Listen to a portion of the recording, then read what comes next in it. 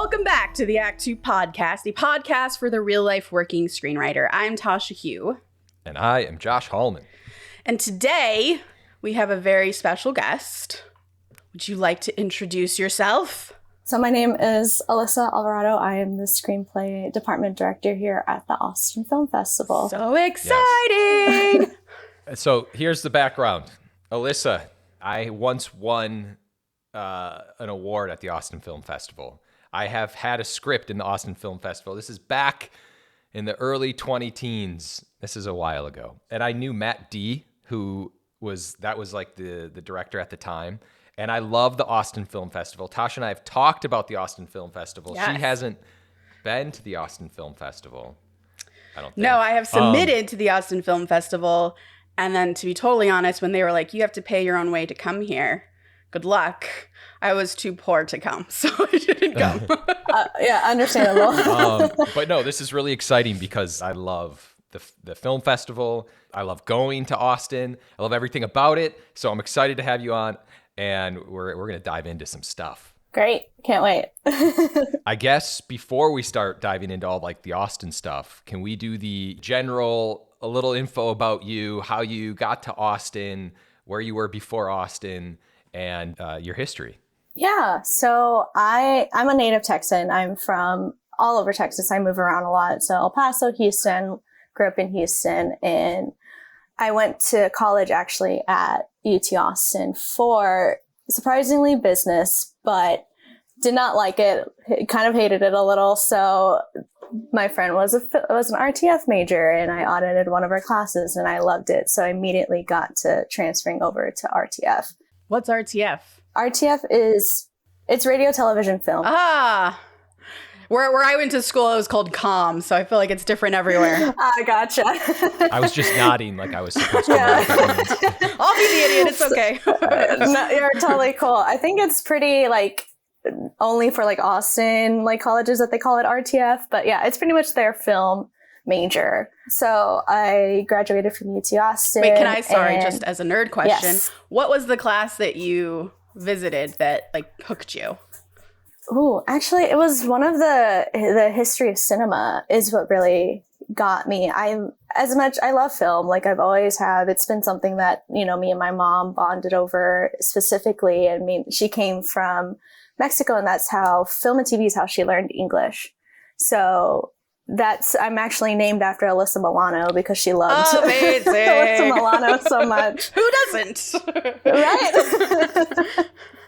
But yeah, and learning the history of how it came to be, especially at the start, and learning where it grew in like Germany and France and all that, really hooked me and really made me realize that this is what I want to do. So So cool. yeah. I interrupted you. Continue. So No, you you're took an good. RTF class. You were hooked. What happened next? I was hooked. I graduated with the RTF degree, but still a business like certificate just in case. And I went to LA. I had a bunch of like LA friends because when you bond in the RTF program, it's not a small program, but you do meet your group of people. And some have gone to LA before me and told me about all of it. So I was like, okay, I'm going to do this. I'm going to pack up all my stuff, sell all the stuff that can't fit in my car, and I'm going to go to LA. And I stayed on my friend's couch for about 3 months, and then got a job with a friend who kind of helped me get the job for a starting contract. And then they ended up liking me at the Producers Guild. So I ended up being the arbitrations coordinator at the Producers Guild for a bit. And while it was less on the creative side, it was still a really great introduction to the industry out in LA, and just seeing like how and reading how these films were being made. Because my main thing was doing the PGA marks, or like helping with the PGA marks that are on the films. Like that's how producers would be eligible for some awards or stuff like that. So I was really kind of getting in the nitty gritty of how these films were being made and what each role that the person had. So doing all of that was great. And then COVID hit, and it was very hard in the industry. So I decided to move back home. Yeah. In Austin, and kind of just was kind of floating around a bit until I found the Austin Film Festival. So I've been part of the Austin Film Festival since last March, and I'm the Screenplay Department Director now, so I run the whole Screenplay Department. My God. So excited. Can I just say, I've met a few people who have moved out to LA either in like 2019 or early 2020, and I actually feel bad for that group, it sounds like included, because there was this life in Los Angeles before COVID, and it just hasn't been the same. Everything changed. Just little things. It's kind of going back, but I just want you to know it was awesome. Yeah. It was awesome before you got here, Alyssa. Awesome. We had some good times out here. Yeah. Hopefully I'll go back. I've been wanting to go back, but for now, I love being in Austin. I love being in Texas. So we'll see. Yeah. It's we'll get you back here. So you basically oversee the screenplay competition. Mm-hmm. Can you kind of talk a little bit about that? And then also kind of like, I guess, just talk about the screenplay competition at Austin? Yeah. So it is one of the biggest screenplay competitions in, I believe, the US. I don't know the world, but and it started 30 years ago. It did start as a screenplay competition. Our director realized that while there's film festivals for the directors, producers, and actors, there's nothing for the writers. So we kind of had this competition made, and basically it's for new up-and-coming writers who are interested in kind of getting their foot in the door, and we help as much as we can. Not only with the competition, we also get like people, once they submit, they get their script read by 2 readers minimum. And then if they move forward, they get read more and more. And what we do, I think, is something that's kind of unique as well, is we provide free notes to all of the script, all of the entries. Ooh, is that new? It's not really new. I think Matt actually implemented. I remember him telling me he implemented. He was like, yeah, it's a lot, but the writers really love getting the notes, and so they know how to improve their scripts and move forward, because you should never stop writing, even if you get no's from anyone. Like, we're happy that new writers want to like submit to our competition, because it is very brave. But sharing your work with the world for sure and with people is really hard to do. And like, we applaud you, and we really love that we get to read all these scripts. It's really great to see all these new stories. I believe right now we have about like 18 categories that we're getting through. I feel it's crazy too, because I've talked about this before on the podcast, but I remember when I had submitted, and you keep going round by round, I would get I think I got an email, and then I remember Matt calling me and telling me, hey, you're a finalist. And I was like, okay. Like, and I had kind of forgotten that I had submitted to the festival, and he was like, so you should probably come out here. And I was like, wait, what? Is this like a big deal? And I kind of didn't know about Austin at the time, and he really encouraged me to come out and like explore the festival. And what's also interesting is at the same time, there's like a film festival happening. Yes. Which, not to keep talking here, but I had a short film in the Austin Film Festival. Oh, gee, it's the Josh podcast now. So to get into the process of that short film, but it's crazy because there's these 2 different festivals that kind of like happen at the same time, but they go together. But it definitely feels like, at least to me, the writing side of it is just cooler. It's just better. Like, there's just more stuff. I mean, the panels and conferences are geared towards the writers. So like, we really take those first 4 days and make sure the writers can experience as much as possible, and, have films playing while we're at it, just because, the full experience of a film festival. When did the film festival become a part of the Austin screenwriting competition? Because if that's where it started, like, when did it just become this big thing? Because now it's one of, I think, like the biggest, most sort of prestigious places to submit your screenplay and your short. Well, I believe it was like it was always a screenplay thing. It was just called Austin Film Festival, I guess, because it flowed better than, But it started like 30 years ago. We're actually on our 30th year. So we're, celebrating that and everything. So it's been It's been for writers, always for writers. The films kind of came a little bit later, actually. Yeah. So it's, So it's interesting because Sundance, I feel like, is for the directors. I remember I went as a writer and they're like, but do you want to direct? I was like, I don't know. I don't think so. They're like, tell everyone you want to direct when you're there because that's what this is. So this is not Sundance, which is also great, but in a different way. It's screenwriting forward, which is super cool. Super cool. Can we maybe talk a little bit about how Austin is just different from these other festivals? Like Tasha was saying, like Sundance is director oriented, but I think Austin is great because of like the different panels and stuff, and at least in my experience. So could we just kind of speak to that a little bit? I mean, when it comes to the festival itself, like we really take pride in that. Like there's no like VIP rooms or no red tape. Like we encourage people to talk to the panelists, talk to like other writers and everything. So that's something that we really do kind of take pride in. And when it comes to the competition itself, like we don't allow other, like if you've been writing for TV or for film and you're already part of a guild, you're not really allowed to be a part of this competition. It's for only new and up and coming writers. So it's those people who want to have that chance to get their foot in the door, and people who are having trouble trying to figure out a way in, and Austin kind of provides like that first step. So I think that's really what kind of is different from other competitions that are around or other festivals that are around is, you know, we want to encourage you to have that option to, you know, continue to write if you want to, or continue to do this, or, you know, just meet these people that you've looked up to for, you know, years and years and want to get to know their process and how they write and what their story is. Really amazing. I want to go right now. Can we reverse time so I can go?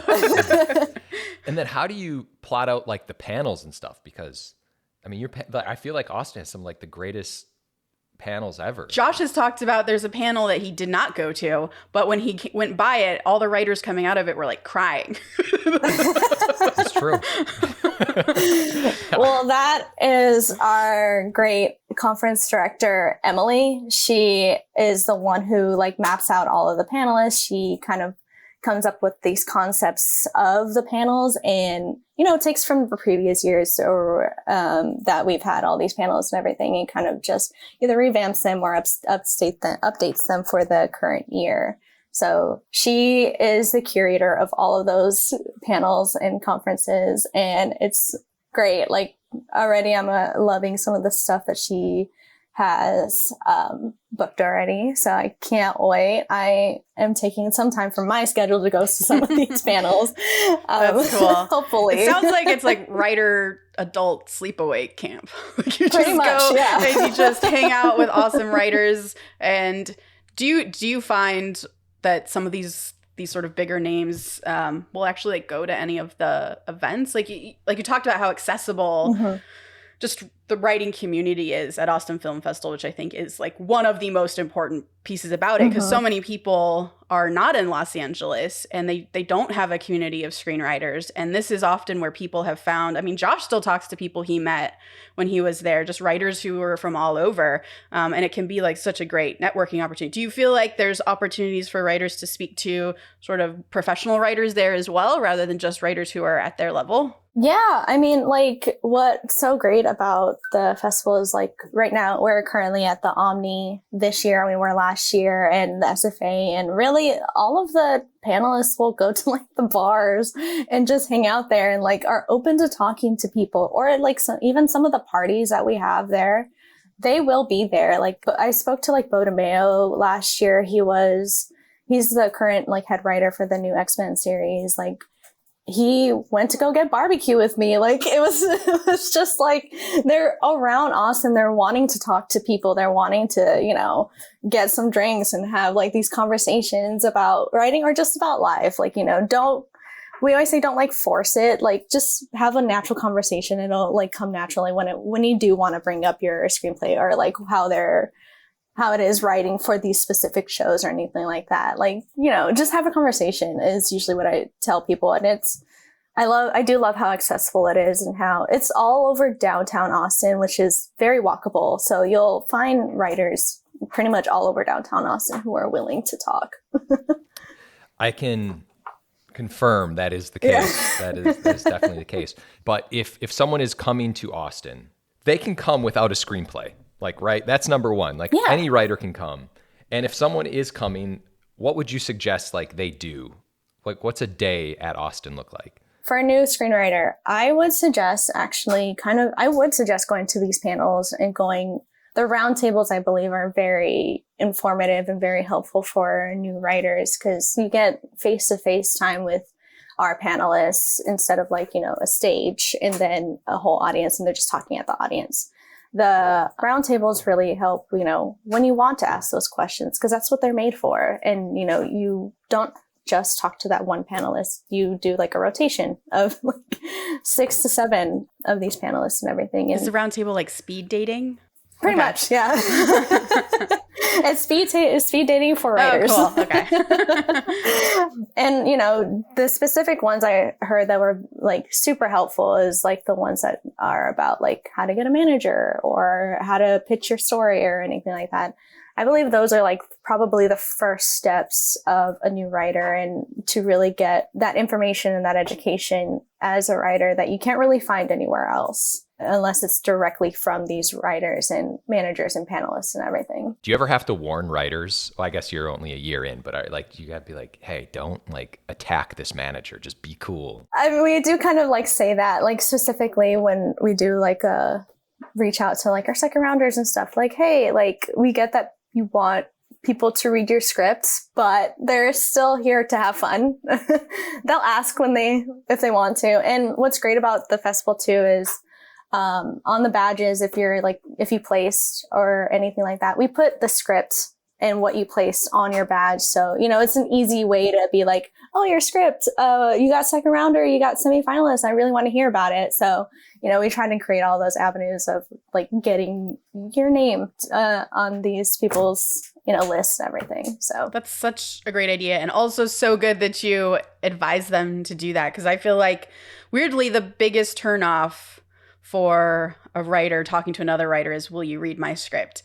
And it's weird because we're all writers and we all want each other to read each other's scripts, but there's just something about that phrase that's like you put up an instant wall and you I think it's because you feel like you are not being valued as a person in this conversation, but as like a someone who can be used for something else, right?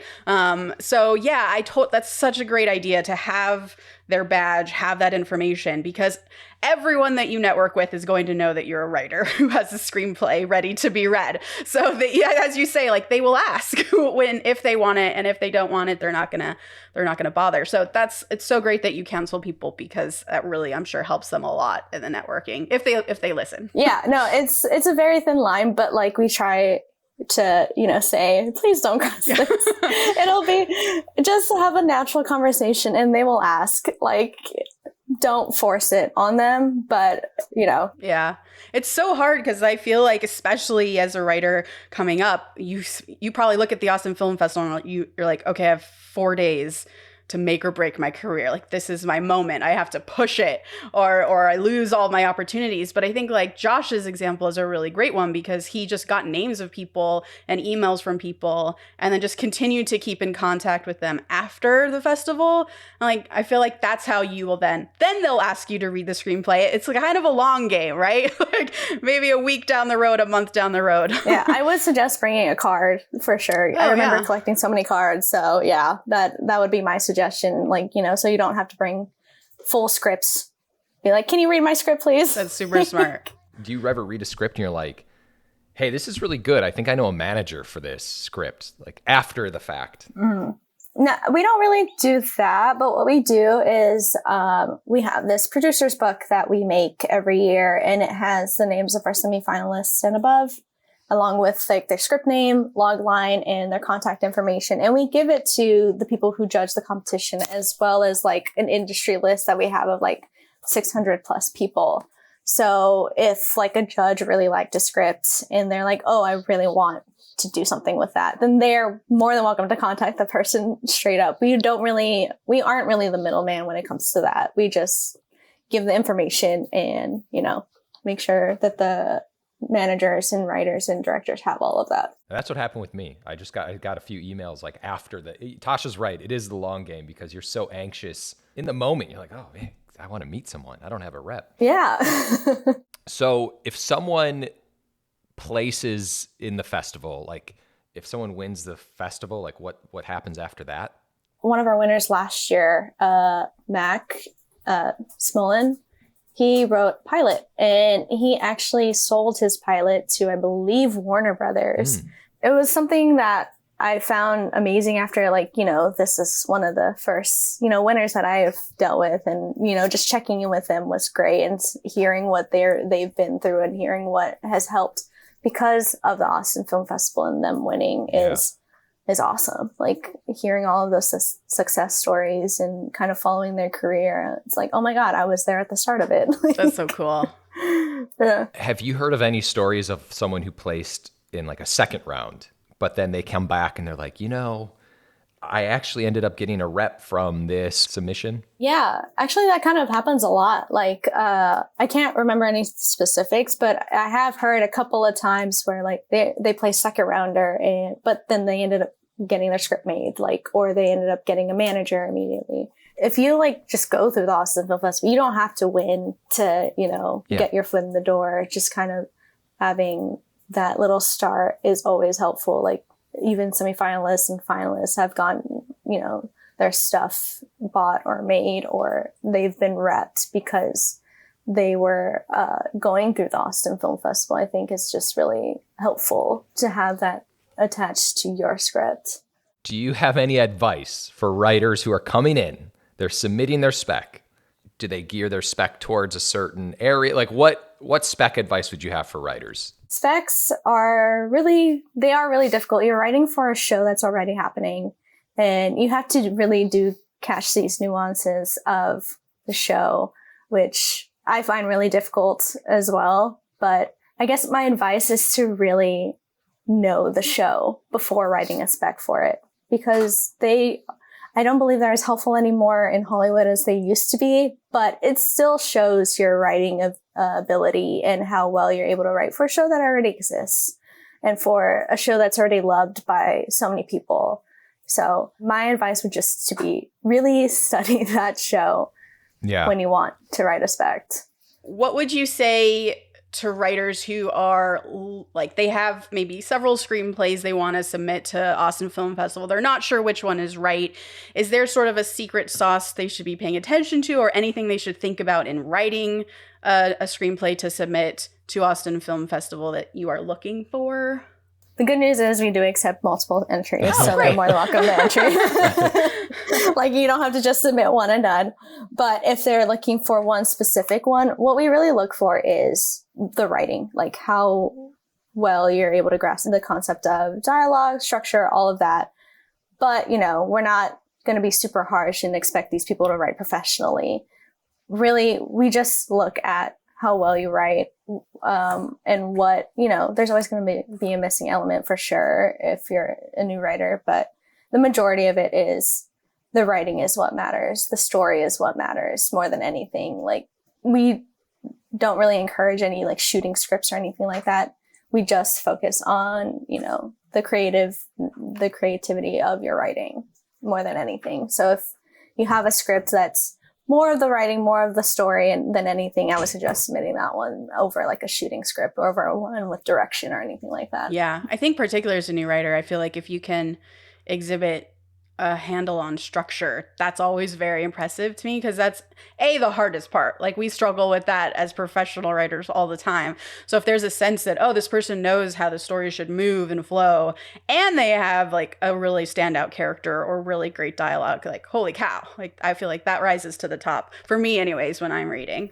No, yeah. And we all have our own like criterias. Like, if you're able to hook me within the first 50 pages and have really great characters, that's good for me. But, you know, it really depends on the reader. It is a subjective process. Yeah. So You just brought up a very good point, by the way. Not to put you on the spot, but I, as someone who submitted to a lot of festivals, was told and convinced of that those who were reading it on the other side would read the first 10 pages and that's it. Do you feel like that's not as like a policy, but do you feel like that's probably the same truth as it is for producers, right? Like if you read the first 10 pages and you're not engaged, I'm probably not going to read the script because I have a stack of scripts to read.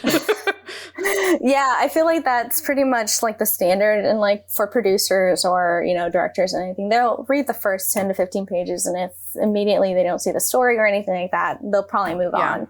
So that's usually why the first 10 to 15 pages are important for me, but I'll read the whole script. But yeah, the first 10 to 15 pages are that important to me. If I can get hooked and kind of know the gist of the plot and the story, I'll want to read more, and I'll want to like continue and, you know, get invested in these characters, and dialogue is great. It's not my biggest hang up, the dialogue, but it's usually the characters and the story for me. We talk a lot about on the podcast, actually, of that first 10 to 15 pages in your script, because it is so important. You know, it should be asking questions, and it should really, I mean, you can kind of tell in the 10 to 15 pages if this person has a command of the writing craft anyways. It always pissed me off as a writer, though. It still does. Same. It does for me too. Like when I write, I'm like, oh, how do I fit this in 15 pages for them to get what I'm talking about? Right? Just be patient. The rest is great. Yeah, it picks up at page 50. Just wait. You kind of touched on this a little bit, but if you are traveling alone to Austin, and you're an introvert, as many writers are, like, what would you advise, like, an introvert to do in Austin, and kind of how would they go about their day? Well, as an introvert myself, and someone who does travel alone constantly, I do really think like just sitting at one of the bars and just kind of, you know, noticing the people around you really helps. Like, you know, kind of, you hear the conversations, you hear that they're talking about writing, and you see, you know, the badges and that they're part of the festival and everything.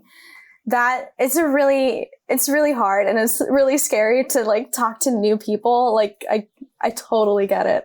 So I think doing that, kind of doing it in a like informal setting is always the best way, I think.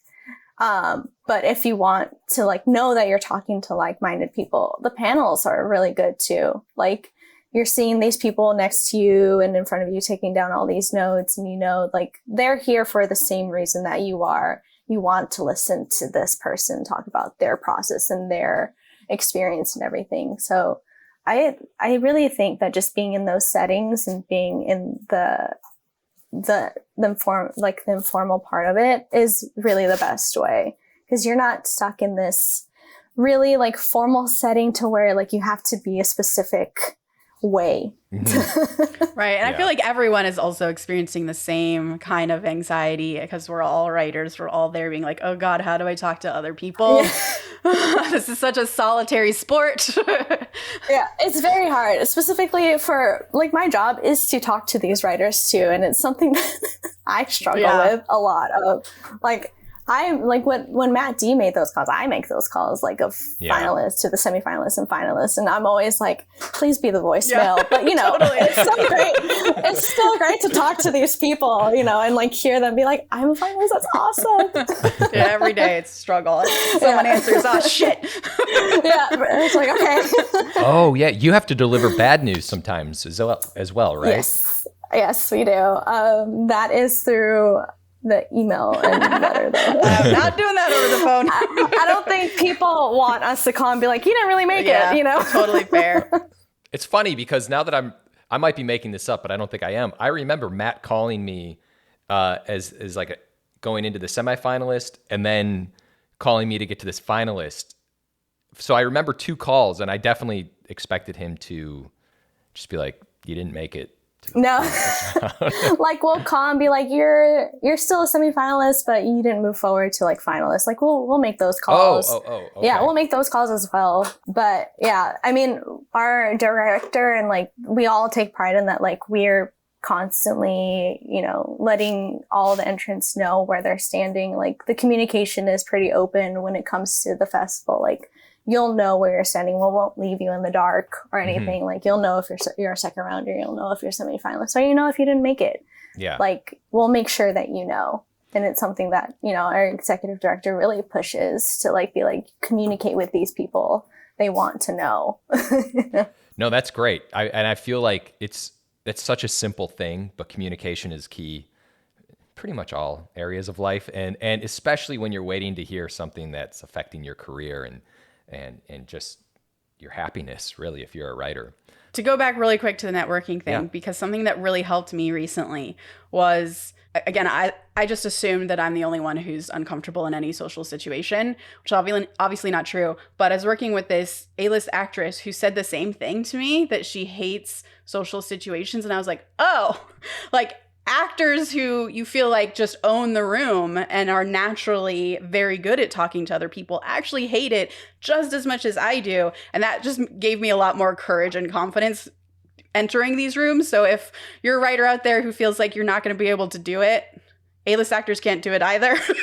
We're all struggling, but you got this. It's kind of like turning a switch. Yeah. I just like remember hearing this story, how like Marilyn Monroe was going through a subway, like kind of on herself, but like as soon as she straightened up, she turned into Marilyn Monroe, and like people noticed her then. So interesting. So it's kind of like, yeah, it's kind of just like turning a switch and like kind of really knowing that like you're not the only one having issues talking to people. It is really hard, especially talking to new people. I'm really jealous of the extroverts that can immediately go up to someone and be like, hi, like, how's it going? Josh Hallman. No way. I'll just chill. But there is a good offset, I think, at Austin, maybe just everywhere. But if you're an introvert, there's always going to be that one person who's like popping their handing out their card, networking, and it's like some producer who's like, hey, what's up? Nice to meet you. What did you do? And then they're just moving on. And you need people like that to kind of to offset like the different personalities. Yeah, all which the nerds Tasha in the room. would not be me at all. You're right. Hi. Josh, nice to meet you. Yeah. Okay, I know we talked about panelists. I know that you don't necessarily schedule them, but do you have a dream panelist for Austin? Oh, I have a few. And actually, we were able to schedule one this year. And we've already announced this all. I can tell you. I love Gavin O'Connor. He wrote Warrior. That is my favorite movie. And that is the one where I will clear my schedule for. I'm so looking forward to it. He is someone that I've been wanting to talk to forever, because Warrior was such a great writing. Like, it was such great writing, and it's an MMA movie, but not really. Like, it's about family still. So not only was like the writing so emotional and it was great, the action part of it was great too. It wasn't the main focus, but it really lended to the story really well. So I'm very excited to see him. I'm a huge Marvel fan, so yes, you're in the right group. yeah, right. Yeah. So like Amy Pascal would be great, or like Kevin Feige. Oh man, They would be my dream panelists for sure. Oh yeah, be able to pick apart Kevin Feige's brand would be amazing. Oh man, that I feel like I would talk his ear off on all this stuff, on all Marvel. I feel like this is a lot of really great information for people who are scared to maybe apply or don't know how it can help them.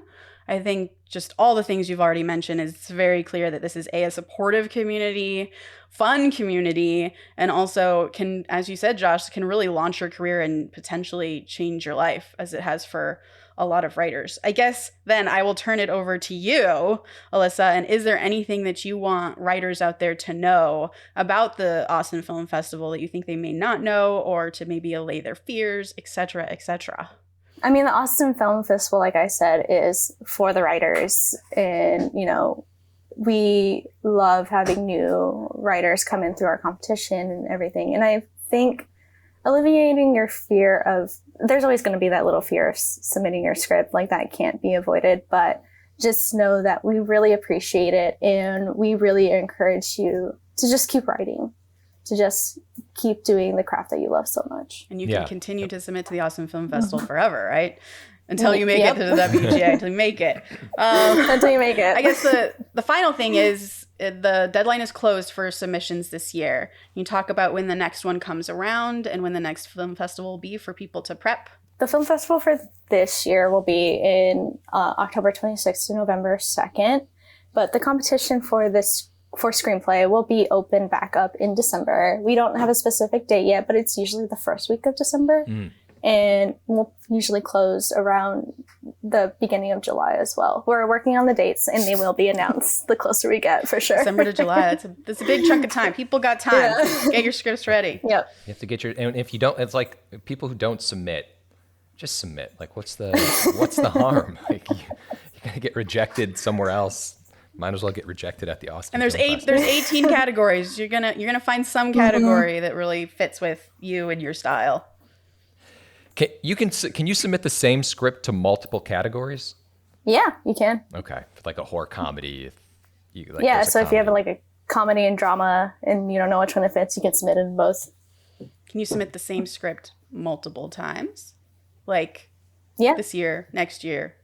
Just keep going. as long as it didn't place semifinalists and above, you can submit it more than once, the same script. This is great and very informative. I love Austin. I do. I feel like I want to go now. You made me really excited for it. Austin is great. I love it so much. Being, from Texas, Austin is my favorite city. It's pretty Hopefully awesome city. the strike ends by the time the festival begins, and it'll be good vibes. That would be great. Yeah. We want all the good vibes. Yeah. All right. And just to be clear, just because of the strike doesn't mean you can't submit to the Austin Film Festival. I know people are concerned about that as well. Our partnership, we have a partnership with the WGA, and they have let us know that submitting to the festival does not violate any of the strike Amazing. rules. Super important. Should have put that at the top. All right, let's get into the quote of the day. It's possible for me to make a bad movie out of a good script, but I can't make a good movie from a bad script. George Clooney. Please remember to rate and subscribe to the podcast. Follow us at ActTwoWriters for more awesome writing stuff. You can follow me, Tasha, at Story Thursday on Instagram, or Threads now, or on Twitter at Tasha 3.0. I'm Joshua Hallman on Twitter. I don't think Twitter is Twitter anymore, by the way. I think that changed. Fucking know. And then Josh Hallman on Instagram. Alyssa, is there anywhere we can find you if you want to be found on social media? Yeah, you can find me on Instagram. It's my name, ALY.SSATX, Texas. Oh. So you can find me there. Mainly there. I'm not really a Twitter or whatever it's called now person. Threads. Smart life move, Alyssa. Thank you so much for joining us and talking about all of this stuff and elucidating all of this for writers. We really appreciate you taking the time. Awesome. It was great. And as always, the Act Two podcast is a production of Act Two, a network and support group for the everyday working screenwriter. This episode was edited by Paul Lundquist.